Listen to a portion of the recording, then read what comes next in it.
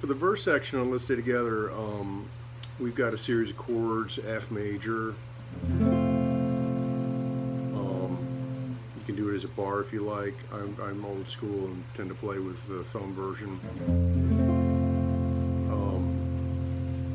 Or you can abandon the bottom note altogether and just mute it.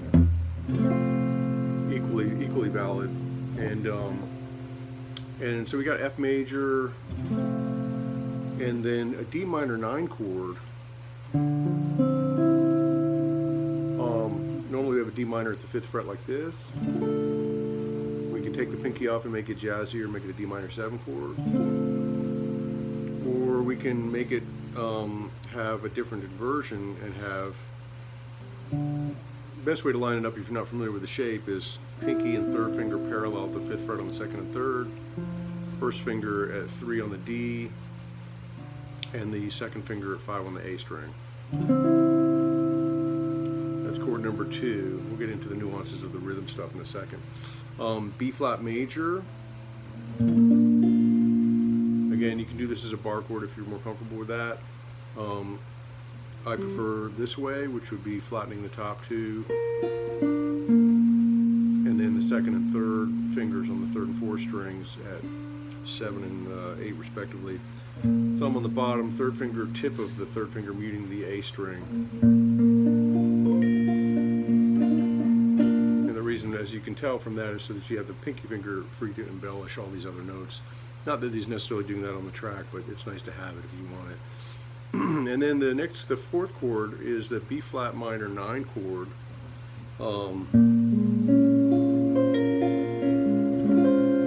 Real pretty chord, great chord progression in general. And normally you have a B minor chord, bar chord at the 6th fret like this. You can do it without the pinky. You can make the minor 9 chord, by playing it as a bar, and that would be like putting the pinky finger on the high string, a whole step above the barring finger, i.e. at the 8th fret there. I tend to prefer the thumb thing, as mentioned, flattening the top 4, thumbing the bottom string, muting the A string with my tip of my index finger.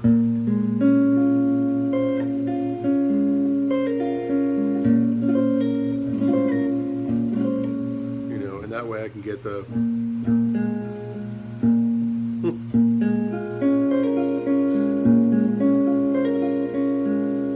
that sound out of it that way, just easier for me. Then the walk down part, A minor 7, which we did on the intro, G minor 7, which we did on the intro, F major 7, F major bar chord is like this.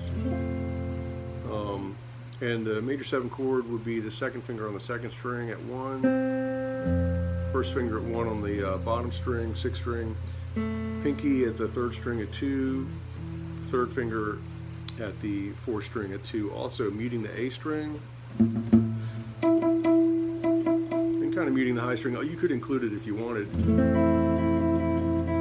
but for the sake of voice leading and just smoothness of chord, transitioning from chord to chord, I'm not playing the high string in any of that. I don't think Larry or who's playing on the track is doing that either. Then E minor 7, 1 finger D minor chord, just the A string, and then we right into the D minor 9 chord, and then into